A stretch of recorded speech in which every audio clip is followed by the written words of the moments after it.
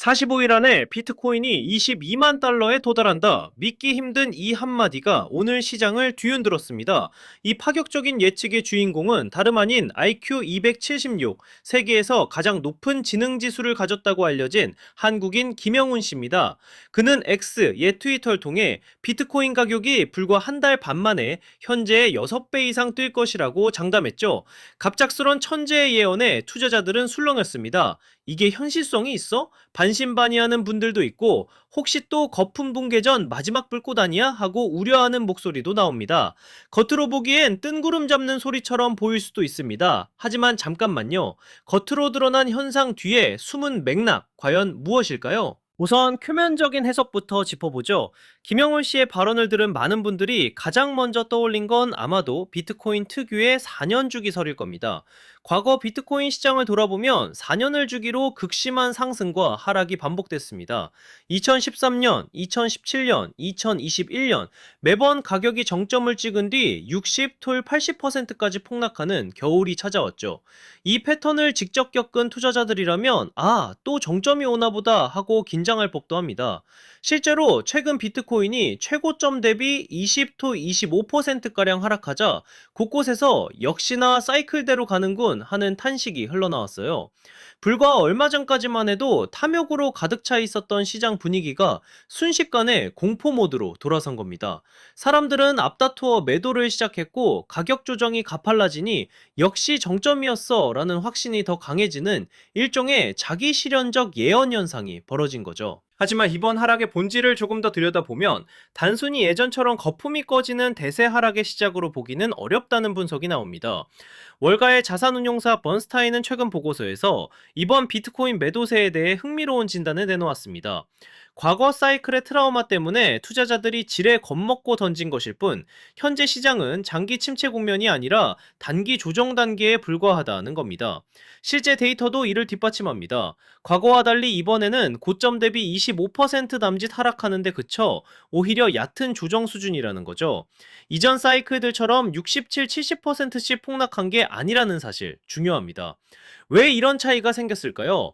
겁을 먹은 투자자들이 내던진 비트코인을 누가 받아줬는가를 보면 답이 보입니다. 알고 보니 긴장한 개미들이 던진 코인을 새로운 큰손들이 대거 흡수하고 있었어요. 온체인 데이터를 살펴보면 최근 몇 주 사이 6개월, 1년 이상 장기 보유자들이 무려 34만 개에 달하는 비트코인을 시장에 내놨습니다. 겁을 먹고 오래 모았던 코인을 판 사람들이 있다는 얘기죠. 그런데 흥미로운 건 그 막대한 물량 상당 부분을 현물 ETF와 기업들이 받아갔다는 사실입니다. 눈에 잘 보이지 않게 거대한 자금줄이 조용히 흘러들어온 셈이죠. 덕분에 비트코인 관련 현물 ETF들의 총 운용 자산은 1250억 달러에 달하고 그중 기관 투자자 비중이 지난해 말 20%에서 최근 28%까지 상승했습니다. 다시 말해 개인이 던진 물량을 기관이 받아간 비율이 높아졌다는 뜻입니다. 또한 세계 최대 비트코인 보유 기업인 마이크로스트레치 경영진은 우리는 지금까지 단 한 개의 비트코인도 판 적이 없으며 앞으로도 팔 의사가 없다고 공개적으로 못 박았습니다. 일각에서 제기된 혹시 마이크로스트래티지가 빚 부담 때문에 BTC를 팔 수도 있다는 우려에 선을 그은 거죠. 이 회사가 안고 있는 부채도 자기들이 들고 있는 막대한 비트코인에 비하면 충분히 감당 가능한 수준이라고 합니다. 오히려 조정 국면에도 추가 매수를 이어갈 전망이라고 하니 과거와는 사뭇 다른 모습입니다. 국내 전문가의 분석도 비슷한 맥락입니다. 온체인 데이터 플랫폼 크립토컬트의 주기영 대표는 이번 하락장을 두고 고래들 간의 손바뀜 현상이라고 평가했어요. 쉽게 말해 기존의 비트코인을 오래 들고 있던 옛 고래들이 내놓은 물량을 전통 금융권의 새로운 큰손들이 받아가고 있다는 겁니다. 그리고 이렇게 코인을 넘겨받은 월가의 플레이어들은 그 물량을 다시 장기 보유하는 쪽으로 갈 가능성이 크다고 봤죠. 실제로 연기금, 대기업 펀드, 멀티에셋 펀드 같은 전통 자금이 속속 유입되면서 예전의 사이클 이론이 그대로 먹혀들기 어려운 환경이 됐다는 분석입니다. 예전에야 시장 참여자가 대부분 개인과 크립토 펀드에 한정돼 있었지만 이제는 유동성의 규모와 성격이 달라졌다는 것이죠.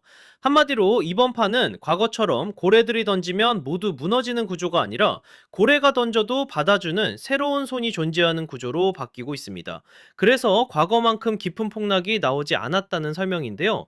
이런 변화를 감안하면 김영훈 씨 같은 천재가 내놓은 강력한 반등장 예언도 완전히 허황돼 보이지만은 않는 측면이 있습니다.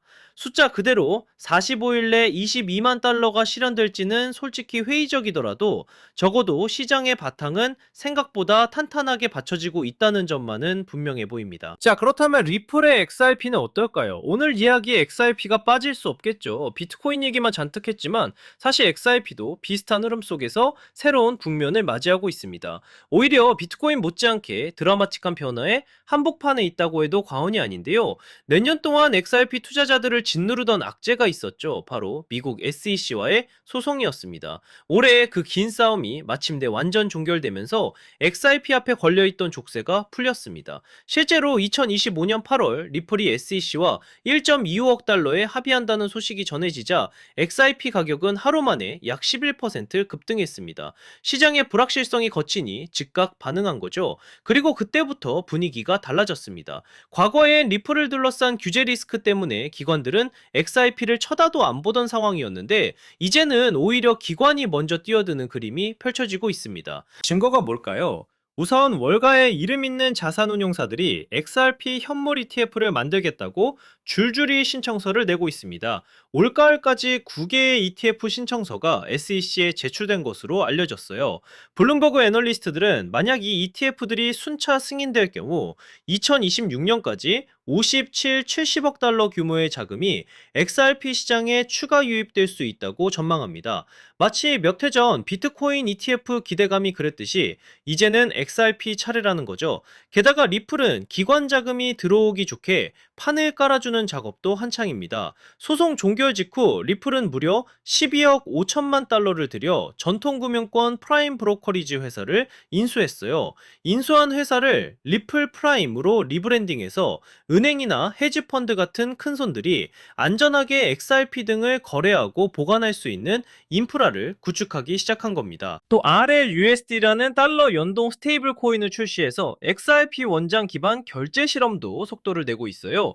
얼마 전에는 마스터카드와 손잡고 이 RLUSD로 신용카드 결제 대금을 실시간 정산하는 파일럿 테스트까지 진행했다는 소식이 나왔습니다. 과거였다면 상상도 못할 전통 금융사들과의 협업이 현실이 되고 있습니다.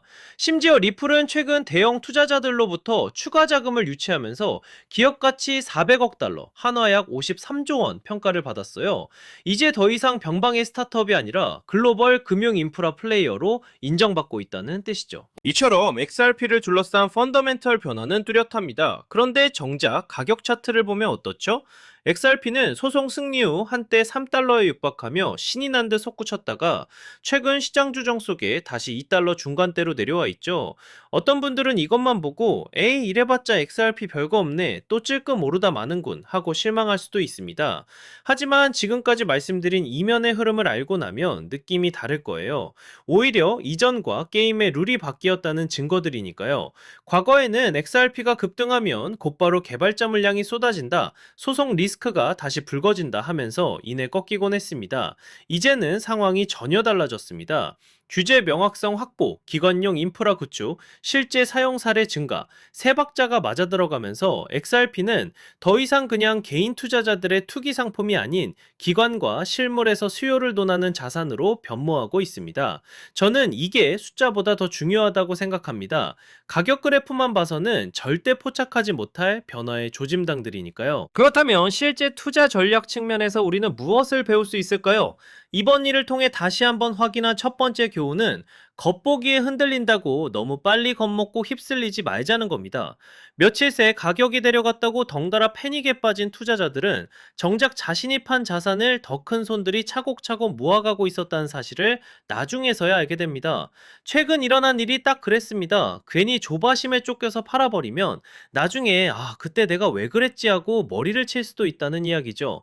두 번째 교훈, 한 발 떨어져서 시장 시장의 판을 읽는 눈을 기르자는 겁니다. 가격 차트의 등락만 볼 게 아니라 누가 사고 파는지를 보자는 거예요. 가령 이번 비트코인 조정 국면에서는 오래 버틴 개인 고래들이 던진 물량을 기관 투자자들이 받아갔다는 명확한 그림이 나왔습니다.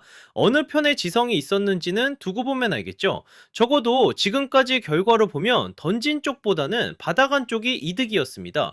저는 개인 투자자일수록 이런 흐름을 더 유심히 볼 필요가 있다고 생각해요. 화려한 뉴스 헤드라인이나 소문보다 정말 돈이 어디로 움직이고 있는가를 살피는 겁니다. 때로는 그것만으로도 충분합니다. XRP 투자자분들도 마찬가지입니다. 변동성에 일희일비하기 쉽지만 큰 흐름을 보는 안목이 필요합니다. 예를 들어 올해 소송 승리 소식에 XRP가 급등했다가 조정을 받았을 때 겉으론 역시 재료 소멸이네처럼 보였을지 몰라도 그 이면에서는 기관 자금이 진입할 발판이 착착 마련되고 있었어요. 앞서 말한 ETF 신청 러시나 대형 금융기관과의 협업 같은 것들이죠. 만약 피상적인 가격 흐름만 쫓았다면 이런 변화를 놓치기 십상입니다. 반대로 이 핵심들을 알고 있었다면 단기 조정이 오히려 추가 매수 기회라는 판단도 할 수 있었을 겁니다. 물론 투자 판단은 어디까지나 개인 몫입니다. 다만 정보를 바라볼 때 겉과 속을 구분해서 보자는 거죠. 김영훈 씨의 극단적 예언까지는 아니더라도 지금 시장에 새로운 플레이어들이 들어와 판을 바꾸고 있다는 사실만큼은 분명해 보이니까요. 이제 앞으로의 전망을 조심스럽게 그려보면 결국 관건은 이 새로운 자금 흐름이 지속되느냐에 달려 있을 겁니다. 만약 연기금이며 기관 자금이 꾸준히 크립토 시장으로 유입된다면 비트코인은 과거와는 다른 양상을 보일 수 있습니다. 예전처럼 한순간에 거품이 꺼지는 붕괴가 아니라 완만한 조정과 상승이 교차하는 새로운 사이클로 접어들 수 있다는 전망이 힘을 얻고 있어요. 실제로 월가 일부에서는 내년 비트코인 가격으로 150천 이상을 점치는 리포트도 나오고 있습니다. 김영훈 씨의 220천 전 전망처럼 극단적이진 않아도 상당히 낙관적인 숫자들이죠. 그 밑바탕에는 기관 자금의 유입이 내년에도 계속될 것이다 라는 가정이 깔려 있습니다. 반면 만약 거시경제 상황이 급변해 위험자산 선호 심리가 악화되거나 규제 이슈로 ETF 승인마저 지연되는 경우 당연히 암호화폐 시장은 다시 얼어붙을 수 있습니다. 아직까지 낙관론이 현실화하려면 넘어야 할 산이 남아있는 것도 사실이니까요. 결국 둘 중 어느 길로 갈지 결정하는 열쇠는 시장의 유동성 방향에 달렸다고 볼 수 있습니다. XRP의 미래 역시 비슷한 맥락에서 전망해 볼 수 있습니다. 긍정 시나리오에서는 앞서 말했듯이 현무 ETF 승인이 머지않아 이루어지고 리플의 글로벌 제휴 확대로 실제 활용처가 늘어나면서 XRP 수요가 한층 확대되는 그림입니다. 그렇게 되면 전문가들이 말하는 XRP 5달러 시대도 정말 찾아올지 모릅니다. 반대로 대외 환경이 안 받쳐주고 ETF 승인 등이 예상보다 늦어지면 XRP 가격은 당분간 2버그 안팎의 박스권에서 에너지를 재축적하는 국면이 이어질 수 있겠죠. 다만 예전처럼 소송 불안에 0.XX 달러로 추락하고 이런 상황은 이제 아닐 거라고들 봅니다. 핵심은 이제 XRP도 비트코인처럼 기관이 버티고 있는 시장이라는 점입니다. 이전에는 개미들의 기대와 실망에 출렁했다면 앞으로는 기관의 이해관계와 실사용 수요가 지지하는 새로운 국면으로 접어들었다는 거죠. 이런 변화 속에서 우리가 던져야 할 질문은 어쩌면 이것인지도 모릅니다. 과연 이번엔 다를까? 과거 주기는 냉혹했지만 지금 눈앞에서 전개되는 상황들은 분명 예전과 다르게 돌아가고 있습니다.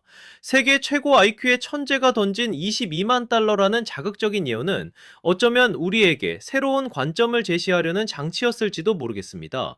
그 숫자 자체의 진실 여부를 떠나 그 예언을 가능하게 하는 시장 구조의 변화에 주목하라는 신호 말이죠.